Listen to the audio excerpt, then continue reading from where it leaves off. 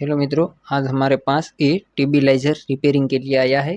तो आज हम इसको रिपेयर करेंगे। तो इसमें क्या है, हम इनपुट पावर देते हैं, फिर भी ये ऑन नहीं हो रहा है, कुछ रिस्पॉन्स ही नहीं हो रहा है, इसमें एलईडी भी नहीं जल रही है। तो आज हम इसको रिपेयरिंग करेंगे। तो इसमें जब हम पावर देते हैं तो इसमें पीछे कुछ पावर ही नहीं आ रही है। आगे से पूरा वोल्टेज जा रहा है लेकिन पीछे कुछ वोल्टेज ही शो नहीं कर रहा है। तो चलो हम इसको अब खोल देता हूँ। तो चलो ये मैंने खोल दिया है। देखो इसमें पूरा धुल धुल हो चुका है। और अब मैं इसकी पीसीबी भी, ये सर्किट भी खोल देता हूँ ताकि पता चले कि इसमें प्रॉब्लम क्या है। तो ये मैंने खोल दिया है। इसका ट्रांसफार्मर तो मुझे सही लग रहा है, लेकिन दिक्कत क्या है वो ढूंढना पड़ेगा। तो इसमें हम पहले पावर देते हैं और चेक करते हैं कि इसमें ऊपर से पावर आ रहा है कि नहीं। देखो हम इसको चेक करते हैं कि यहाँ पावर आ रहा है कि नहीं। हाँ, पावर तो आ रहा है। तब यहाँ हम शॉर्ट करते हैं तो हमारा ये सीरीज बल्ब ऑन हो रहा है। तो इसका वायरिंग तो बराबर है। अब मैं रिले शॉर्ट करके देखता हूँ। तो मित्रों, जब मैंने रिले शॉर्ट किया, रिले का पावर बाईपास किया, तो ये टेबिलाइजर ऑन हो चुका है। अब ये अच्छे से वर्क कर रहा है, क्योंकि मैंने जब रिले शॉर्ट किया तो इसका ट्रांसफार्मर है वो ऑपरेट हो जाता है और इससे ये रिले और एलईडी ऑन हो चुकी है। तो ये रिले है वही पावर बाईपास नहीं कर रहा है, इसलिए ये टेबिलाइजर पूरा ऑफ दिखा रहा है। जब पहले पावर आती है तो सीधा रिले में ही होती है, रिले में से बाईपास होके ये ट्रांसफार्मर को जाती है। और जब ट्रांसफार्मर ऑन होता है तब भी ये पूरा सर्किट काम करता है।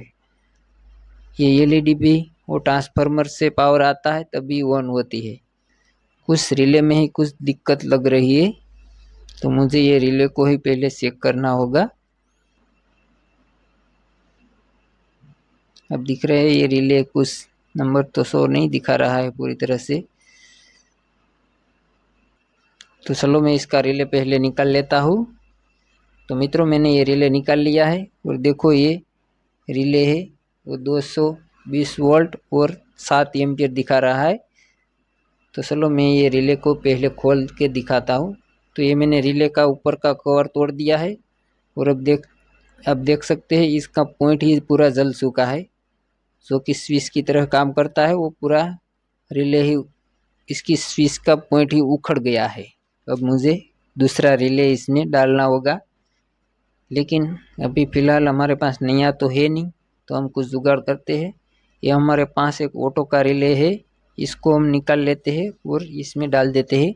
ये रिले उसकी तरह सेम ही है, तो ये चल जाएगा, इससे हमारा काम चल जाएगा।